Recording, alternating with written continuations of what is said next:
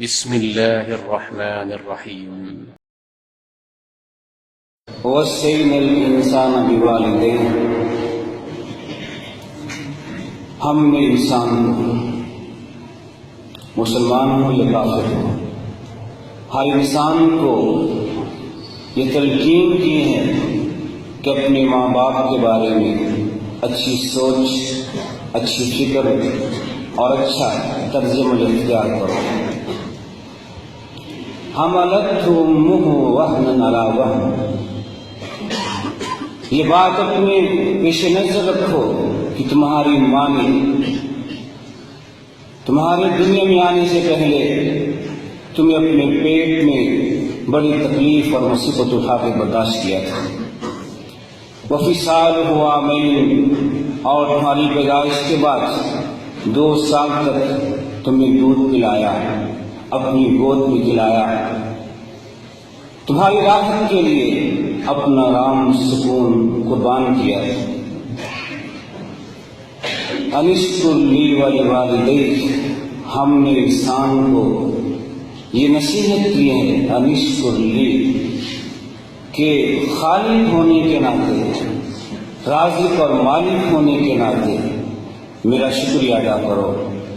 ولوالدیک، اور میری تخلیق تمہارے ماں باپ کے ذریعے ہوئی ہے، میرا رزق تمہیں سب سے پہلے تمہاری ماں کے پیٹ کے ذریعے پہنچا ہے، اس لیے میرے ساتھ ساتھ اپنے ماں باپ کا بھی شکریہ ادا کرو، ان کی قدر کرو۔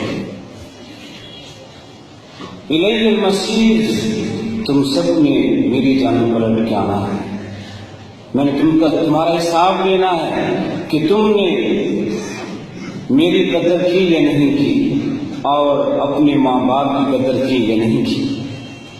وَإِن جَاهَدَاكَ عَلَىٰ أَن تُشْرِكَ بِي مَا لَيْسَ لَكَ بِهِ عِلْمٌ، اگر تیرے ماں باپ خود بھی مشرک ہیں، کافر ہیں، تمہیں بھی کہتے ہیں میرے ساتھ کسی اور کو شریک بنا لو، اتنا بڑا جرم ہونے کے باوجود بھی، فَلَا تُطِعْهُمَا، اس کام میں، اس بات میں ان کی اطاعت نہ کرو، وَصَاحِبْهُمَا فِي الدُّنْيَا مَعْرُوفًا، لیکن دنیا میں اپنے ماں باپ کے ساتھ، وہ بے شک میرے باغی ہیں، میرے سرکش ہیں، تمہیں میرے ساتھ صحت کرنے پہ ابھارتے ہیں، لیکن تم نے دنیا میں ماں باپ کے ساتھ اچھا سلوک کرنا ہے۔ وَاتَّبِعْ سَبِيلَ مَنْ أَنَابَ إِلَيَّ، ان لوگوں کا راستہ اختیار کرو جو لوگ ہمارے ہیں، ہماری جانب پلٹنے والے ہیں، ہماری جانب ماننے والے ہیں۔ ثُمَّ إِلَيَّ مَرْجِعُكُمْ، پھر تم سب نے میرے پاس بھی آنا ہے۔ فَأُنَبِّئُكُم بِمَا كُنتُمْ تَعْمَلُونَ، پھر میں تمہیں بتا دوں گا تم دنیا کی زندگی میں کیا کچھ کرتے رہے۔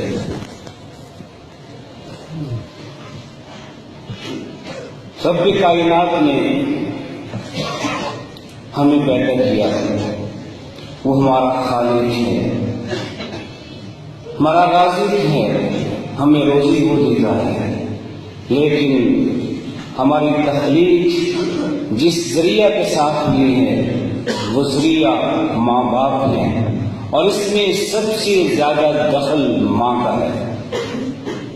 وہ ہمارا رازق ہے، رزق دیتا ہے، لیکن انسان کو سب سے پہلی روزی دنیا میں آنے سے پہلے بھی جب ملتی ہے، ماں کے پیٹ میں بھی، تو ماں کا خون اس کے لیے دودھ بن کر اس کی پرورش کرتا ہے، اور پھر ماں ایک طویل عرصہ تک اپنی گود میں نہیں، اپنے پیٹ میں ایک بوجھ بنا کر تمہیں اٹھاتی ہے۔ تم خود غور کرو، اگر تمہیں یہ بوجھ اٹھانا پڑے، تم اپنے جسم کے باہر بھی اپنے بچے کو 24 گھنٹے نہیں اٹھا سکتے، لیکن تمہاری ماں نے تمہیں 24 گھنٹے نہیں، 9 ماہ تک تمہاری بوجھ کو اپنے پیٹ کے اندر برداشت کیا۔ پھر تمہاری پیدائش کیسے ہوئی؟ تمہاری ماں نے موت کی آنکھوں میں آنکھیں ڈال کر اپنی جان پر کھیل کر تمہیں وجود بخشا، تم دنیا میں آئے۔ یہ وہ تکالیف ہیں تمہاری پیدائش سے پہلے جو تمہاری ماں تمہارے لیے برداشت کرتی ہے، اور تمہاری پیدائش کے بعد پھر اس کی زندگی راحت و آرام کی زندگی نہیں ہوتی ہے۔ تم رات کو سوتے ہو، وہ جاگتی ہے۔ تم دن کو سوتے ہو، گھر کے کام کرتی ہے۔ تمہارے آرام کے لیے اپنا آرام بھی قربان کرتی ہے، تمہاری راحت کے لیے، تمہارے سکون کے لیے اپنا سکون، اپنا آرام قربان کرتی ہے۔ اپنی بھوک بھی برداشت کرتی ہیں، لیکن تمہاری بھوک برداشت نہیں کرتی۔ تمہارا ہنسنا اسے خوش کرتا ہے، تمہارا رونا، تکلیف میں ہونا اس کے لیے دردناک ہوتا ہے۔ پھر تمہارے بچپن میں تمہاری خواہشات پوری کرتی ہے، تمہاری چاہتیں پوری کرتی ہے۔ جب بڑے ہو جاتے ہو، تمہاری ترقی کے لیے، تمہاری دنیا بہتر بنانے کے لیے، آخرت بہتر بنانے کے لیے دعائیں بھی کرتی ہیں، محنت بھی کرتی ہیں، اور جب تم جوان ہو جاتے ہو تو اسی ماں کو اپنے لیے بوجھ سمجھتے ہو۔ پھر تمہیں اپنی ماں کی راحت کا خیال نہیں ہوتا، پھر تم اپنی ماں کی ساری قربانیوں کو فراموش کر کے اپنی بیوی کو، اپنی اولاد کو اس سے ترجیح دیتے ہو۔ رب کائنات فرماتے ہیں کہ ہم ہر انسان کو، مسلمان ہے یا کافر ہے، یہ بات سمجھائی ہے کہ ماں کا کیا مقام ہے اور ماں کا کیا درجہ ہے۔ دنیا میں بھی تمہاری ہر کامیابی کے پیچھے تمہاری ماں ہوتی ہے۔ لوگ کہتے ہیں کہ کامیاب آدمی کے پیچھے عورت ہوتی ہے، نہیں، عورت وہ ماں ہوتی ہے۔ کوئی بھی انسان دنیا میں کامیابی اختیار کرتا ہے، اس کے ساتھ اس کے ماں باپ اور خاص طور پہ ماں کی دعائیں ہوتی ہیں، اس لیے کہ ماں کی دعائیں بے لوث ہوتی ہیں، بیوی کی دعائیں کسی مفاد کے لیے ہوتی ہیں، اولاد کی دعائیں بھی، دنیا میں اولاد ماں باپ کے لیے دعا کرتی ہے، اس میں کچھ نہ کچھ اپنا ذاتی مفاد بھی ہوتا ہے کہ ہمارے سر میں ماں باپ کا سایہ قائم رہے، لیکن ماں اور باپ دعا کرتے ہیں، بے لوث کرتے ہیں۔ اولاد نافرمان بھی ہو تب بھی دعا کرتے ہیں، اولاد دکھ دے تب بھی دعا کرتے ہیں۔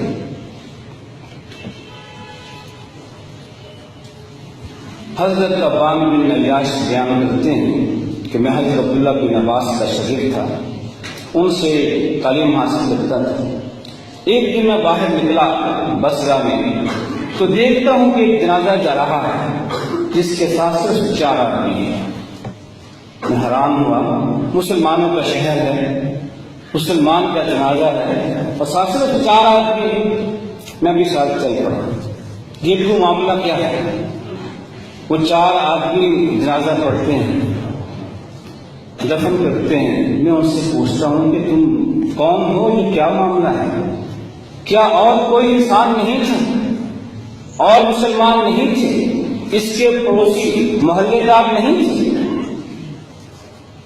تو وہ کہنے لگے کہ ہم بھی کرائے پہ آئے ہیں، ہمیں بھی پیسے دے کر اس جنازے کے ساتھ بھیجا گیا ہے، اگر بات پوچھنی ہے، حقیقت جاننی ہے، اس عورت سے پوچھیں۔ میں اس عورت کے ساتھ چلا پیچھے، جب عورت گھر پہنچی تو میں نے آواز دی اور پوچھا کہ کیا معاملہ ہے، یہ شخص کون تھا جس کے جنازے میں تم بھی تھی اور صرف 4 آدمی تھے اور وہ بھی کرائے کے آدمی تھے؟ کہتی ہیں یہ میرا بیٹا ہے۔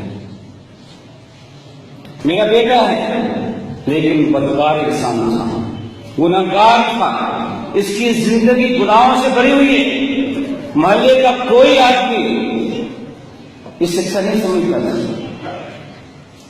کل میرے بیٹے پر موت کی تکلیف کاری ہوئی تو اس نے مجھے کہا کہ اماں جان شاید میں اس مرض سے مر جاؤں، میرے مرنے پر کسی کو نہیں بتانا ہے۔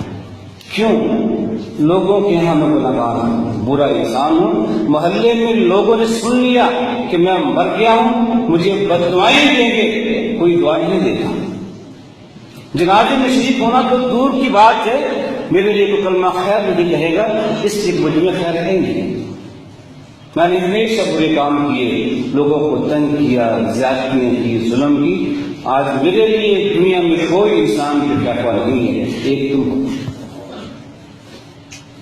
تم ایسا کرنا، میرے مرنے کے بعد اللہ سے دعا کرنا کہ اے اللہ میں اپنے اس بیٹے پہ راضی ہوں۔ صرف یہ کہنا کہ اے اللہ میں اس بیٹے پہ راضی ہوں، تو بھی اس پہ راضی ہو جا۔ وہ ماں کہتی ہے میں نے ایسا کیا، میرا بیٹا فوت ہو گیا تو میں نے پھر رب سے دعا کی کہ اے اللہ اس کے مرنے تک بھی اور مرنے کے بعد بھی میں اپنے بیٹے پہ راضی ہوں، تو بھی اس کے ساتھ راضی ہو جا۔ میں نے کثرت سے دعا کی، یہاں تک میرے کانوں میں بیٹے کی آواز آئی کہ اماں جان مجھے اپنی بات کر دیا، تیری دعا سنی ہے کہ جب ماں راضی ہو گئی ہے میں بھی راضی ہوں، مجھے اللہ نے معاف کر دیا ہے۔ پھر میں نے یہ 4 آدمی کرائے پہ لیے تاکہ اس کی تدفین ہو سکے۔ یہ اصل حقیقت ہے، ماں کی دعا ایسی دعا ہے اور ماں کی رضا ایسی رضا ہے کہ اگر ماں اولاد پہ راضی ہو تو رب بھی راضی ہو جاتا ہے۔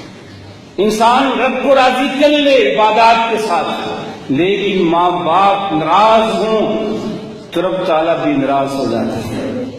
وہ اپنی عبادات نہیں دیکھتے کہ اس میرے بندے نے میرے لیے عبادات انجام دی ہیں، نمازیں پڑھی ہیں، روزے رکھے ہیں، نہیں۔ جس ذریعے کے ساتھ میں نے اس انسان کو دنیا میں بھیجا تھا، جس انسان کو اس کی ماں اور باپ بنایا تھا، اس کا اس سے کیا کر دے میں یہ دیکھتا ہوں۔ ماں باپ راضی ہوں تو میں بھی راضی ہوں، ماں باپ راضی ہوں میں راضی نہیں ہوں۔ اس آپ نے فرمایا کہ ماں من مسلم لہو والدان مسلمان یسبح الیہما محتسبا، کہ وہ مسلمان جس کے دونوں ماں باپ زندہ ہوں اور جب اپنے ماں باپ کے ساتھ اچھا سلوک کرتا ہو، خوش رکھتا ہو، راضی رکھتا ہو، یفتح لہ بابان یعنی من الجنہ، اس کے لیے جنت کے 2 دروازے کھول دیے جاتے ہیں، جہاں سے چاہو داخل ہو جاتا۔ ماں باپ کو راضی رکھا، ماں باپ کو خوش رکھا، مسلمان ہے، ماں باپ مسلمان ہیں۔ اب ماں باپ اگر راضی ہیں تو جنت کے 2 دروازے کھل جاتے ہیں۔ اگر ایک ہے فَإِنْ كَانَ وَاحِدًا فَوَاحِدًا، اگر ماں باپ میں سے ایک زندہ ہے انہیں خوش کر لیا تو پھر ایک دروازہ کھل جائے گا۔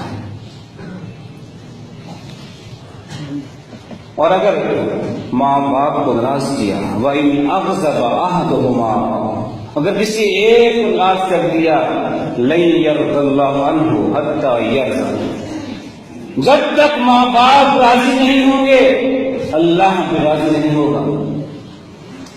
صحابہ کہتے ہیں اللہ کے نبی اگر ماں باپ ظالم بھی ہوں، وَإِنْ ظَلَمَا، اگر ماں باپ اپنی اولاد پہ ظلم کریں پھر بھی اولاد ان کا اچھا سلوک کرے، کہا کہ ہاں وَإِنْ ظَلَمَا، اگر تمہاری سوچ کے مطابق ماں باپ ظلم بھی کریں تب بھی اولاد کو حق نہیں ہے کہ ماں باپ کو ناراض کرے، انہیں خوش رکھنا ضروری ہے، ماں باپ کو ناراض نہیں کرنا چاہیے۔ بے شک تمہاری سوچ کے مطابق ماں باپ ظالم ہیں، جبکہ حقیقت ایسی نہیں ہوتی۔ ماں باپ کبھی اولاد پہ ظلم نہیں کرتے۔ جس ماں نے اپنی جان پر کھیل کر اولاد کو جنم دیا ہو وہ ماں کس طرح اپنی اولاد پر ظلم کرے گی، زیادتی کرے گی۔ جس باپ نے ساری زندگی اولاد کو کما کے کھلایا وہ کس طرح اولاد کو ظلم کرے گا؟ اگر ماں باپ کچھ سخت الفاظ کہتے ہیں تو اولاد کے برے سلوک کے رد عمل میں کہتے ہیں ماں باپ ظالم نہیں ہوتے، ظالم اگر ہوگی تو اولاد ہوگی، ماں باپ نہیں ہوگی۔ اگر اولاد ماں باپ سے تقاضے کرتی ہے، ناجائز مطالبے کرتی ہے، ہمیں ہمارا حصہ دو، انہیں تنگ کرتی ہے، مجبور کرتی ہے، گھر بیچ دو، کاروبار چھوڑ کے ہمیں ہمارا حصہ دو، کس بات کا حصہ؟ وہ مکان باپ کا مکان ہے، کاروبار باپ کا کاروبار ہے، اس کا کیا حصہ ہے؟ کیا مانگ رہا ہے؟ اولاد کا ماں باپ کی زندگی میں حصہ مانگنا یہ جرم ہے، گناہ ہے، معصیت ہے۔ وہ ماں باپ کے مرنے کی دعا کریں،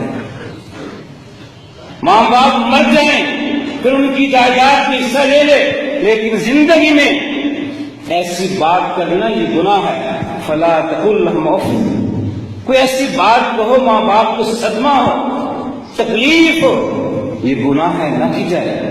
سوچو جب تم جوان ہوں گے، تمہارا کاروبار ہوگا، تمہاری اولاد تم سے مطالبہ کرے کہ ابا جان مکان بیچ کے ہمیں ہمارا حصہ دو، آپ کی کیفیت کیا ہوگی؟ یہی احساس آج کرو، ماں باپ نے کمایا تھا، مکان بنایا ہے، کاروبار کیا ہے، آپ بھی یہ کام کر لیں۔ ماں باپ نے کما کے آپ کو کھلایا ہے 25 سال تک، آپ بھی کما کے کھلائیں، لیکن اس الٹا ماں باپ سے حصہ مانگا جائے، یہ کہاں کا انصاف ہے؟ ظلم ہے، زیادتی ہے، کلمہ ہے، گناہ ہے، معصیت۔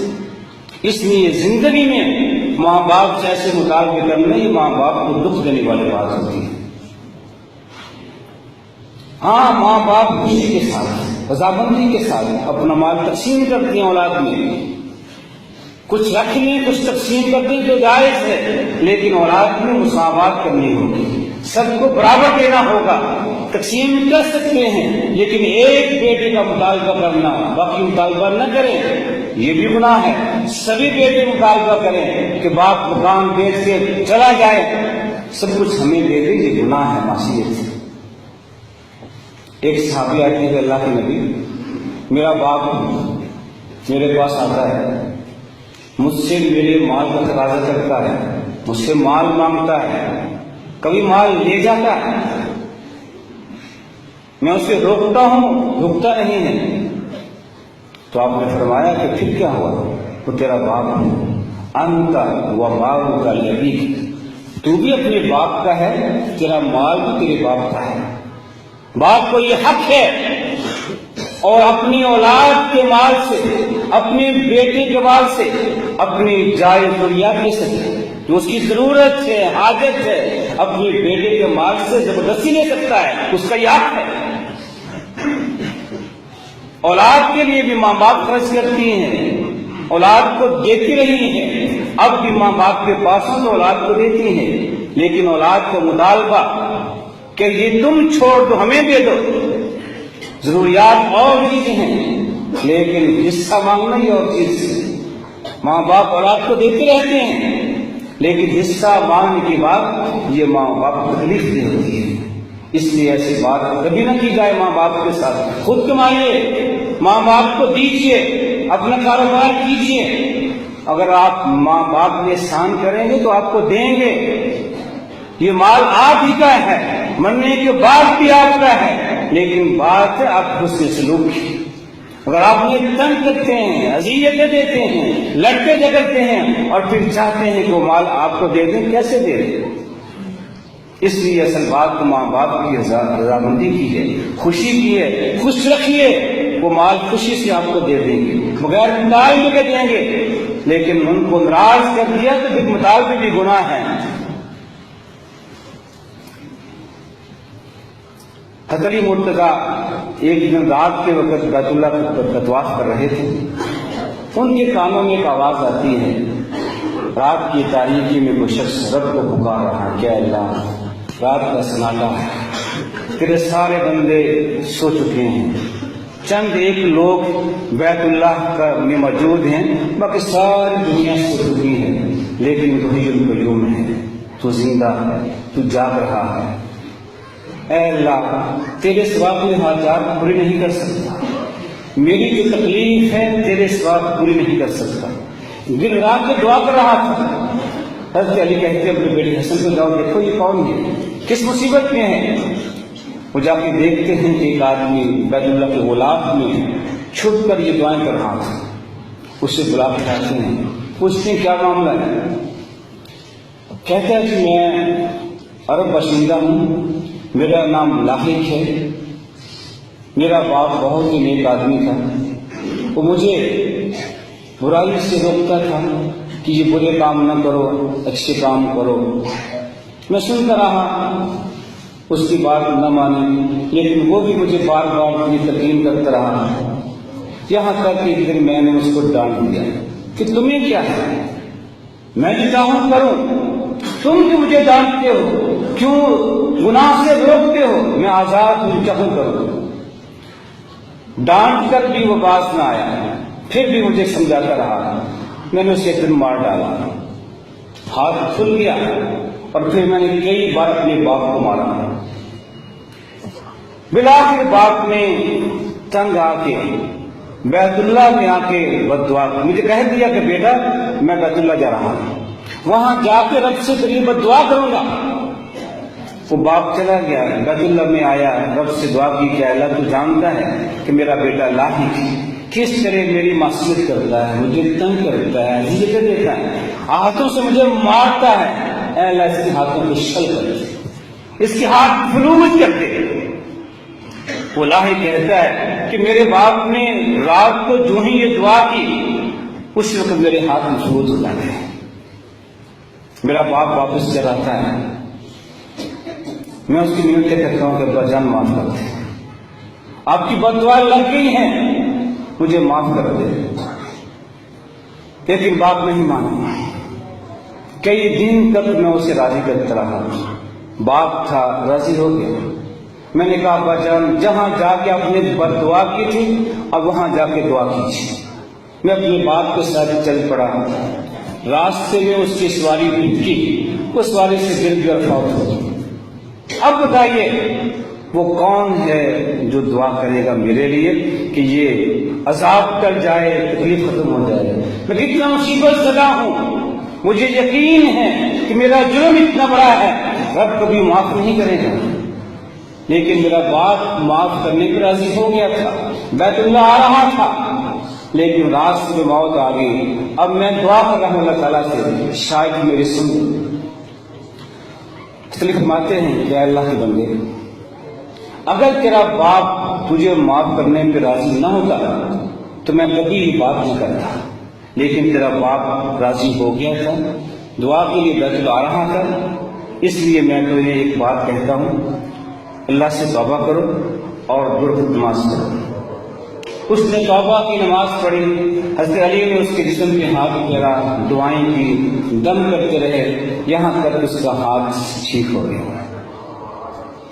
یہ ماں باپ کی نافرمانی، ماں باپ کو ذلت دینا، اس سے جو بددعائیں ملتی ہیں، اگر یہ بددعا کسی انسان کو لگ جائے تو پھر انسان کے لیے کوئی اور راستہ نہیں ہوتا جب تک ماں باپ راضی نہ ہو جائے۔ اللہ تعالیٰ بھی راضی تبھی ہوگا جب ماں باپ راضی ہوں گے، ماں باپ ناراض ہوں تو اللہ بھی ناراض ہو جاتا ہے۔ آپ نے فرمایا راغم انفہ، راغم انفہ، راغم انفہ، وہ آدمی ذلیل ہو جائے، رسوا ہو جائے، من ادرک والدیہ عند الکبر احدہما او کلاہما، جس نے بڑھاپے کے عالم میں ماں باپ کو پایا، ایک کو یا دونوں کو، اس کے باوجود جہنم میں چلا گیا، یہ واقعی حقدار ہے جہنم میں جانے کا، ذلیل ہونے کا۔ ماں باپ زندگی میں ملے لیکن ماں باپ کی خدمت کر کے جنت حاصل نہیں کر سکا، اس سے بڑا بدنصیب اور کوئی نہیں۔ یہ جنت کے راستے ہیں، ماں باپ راضی ہو جائیں جنت مل جاتی ہے، لیکن بہت بد نصیب ہے کہ ماں باپ زندگی میں ملیں لیکن پھر بھی جہنم میں چلا جائے، اس سے بڑا بدنصیب کوئی نہیں ہوگا۔ آپ نے فرمایا کہ انسان جب یہ گناہ کرتا ہے رب تعالیٰ جب چاہے کسی گناہ کو موقع کر دیتا ہے، اس کی سزا نہیں دیتا، آخرت میں دے گا. لیکن ماں باپ کی نافرمانی، ماں باپ کو دکھ دینا، یہ ایسی بیماری ہے، ایسا مرض ہے، ایسا گناہ ہے. رب کائنات دنیا میں بھی ایسی نافرمان اولاد کو سزا دیتا ہے، آخرت میں سزا دے گا. باقی گناہوں کی سزا دنیا میں اللہ وقت کر دیتے ہیں، لیکن ماں باپ کی نافرمانی ایسا گناہ ہے کہ دنیا میں بھی یہ نافرمان انسان رب تعالیٰ کی غضب کا شکار ہوتا ہے اور آخرت میں جہنم میں جائے گا. آپ نے فرمایا ہے کہ بروا آباءکم تبرکم ابناؤکم، لوگوں اپنے ماں باپ کے ساتھ اچھا سلوک کیا کرو. تمہاری اولاد آئے گی تم سے اچھا سلوک کرے گی. اگر تم نے اپنے ماں باپ کے ساتھ برا سلوک کیا اور غضب الہی آئے، لیکن یہ ضرور آئے گا کہ تمہاری اولاد تمہاری نافرمان ہوگی. اور ماں باپ کی نافرمانی یہ بہت بڑا جرم ہے. تو کہا کرتے تھے کہ لوگوں 3 باتیں یاد رکھو. بادشاہوں کے دربار میں نہ جایا کرو، بے شک تم وہاں جا کے اچھی بات کرو، نصیحت کرو. اس لیے تو بار بار حکمرانوں کے دربار میں جانا یہ انسان کو دین سے دور کر دیتا ہے. دوسری بات، کسی عورت کے ساتھ خلوت میں نہ بیٹھنا. بے شک تم قرآن کی تعلیم دو، اسے قرآن پڑھاؤ، لیکن کسی عورت کے ساتھ جو نامحرم ہے اس کے پاس خلوت میں بیٹھو گے شیطان آ جائے گا. اور تیسری بات، جو ماں باپ کا نافرمان ہے اسے دوست نہ بنانا، اس کے پاس نہ بیٹھنا. اس لیے کہ جو بھی ماں باپ کا نافرمان ہے اس پہ رب کا غضب نازل ہوتا ہے. اور جو اپنے ماں باپ کا نہیں بن سکا تمہارا کیسے بن جائے گا؟ ایسے انسان کو دوست کبھی نہ بنانا جو ماں باپ کا نافرمان ہے. ایسی بے شمار مثالیں ہیں کہ جن لوگوں نے دنیا میں ماں باپ کی خدمت کی کامیاب انسان بنے، ماں باپ کی دعائیں لی، دنیا آخرت اپنی بنا کے. اور جن لوگوں نے اپنے ماں باپ کو ناراض کیا، نافرمان کیا، وہ دنیا میں بھی ذلیل ہوئے، اپنی اولاد کے ہاتھوں بھی، لوگوں کے ہاتھوں بھی، اور قیامت رب کے ہاں بھی ذلیل ہوں گے.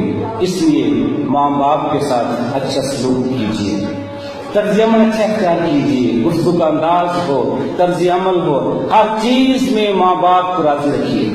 کوشش کیجیے ماں باپ راضی ہوں. ناراض ہو جائیں تو ڈر جائیں کہ ان کی ناراضی کے ساتھ رب ناراض رہا ہے، انہیں خوش کیجیے. ماں کا اپنا مقام ہے، بیوی کا اپنا مقام ہے، اسے اپنا مقام دیجیے. بیوی کی حقوق ہیں دیجیے، لیکن ترجیحاً ماں کو مقدم کیجیے. یہ ایک برے زمانے کی مثال ہے کہ کیسا برا زمانہ آئے گا جس میں لوگ اپنی ماں کو اپنی بیویوں میں ترجیح دیں گے، بیوی کی بات مانیں گے اور ماں کی بات کو رد کر دیں گے. یہ برے زمانے کی طرز عمل ہے، اس سے بچیے کہیں وہ برا زمانے میں ہم نہ آ جائیں.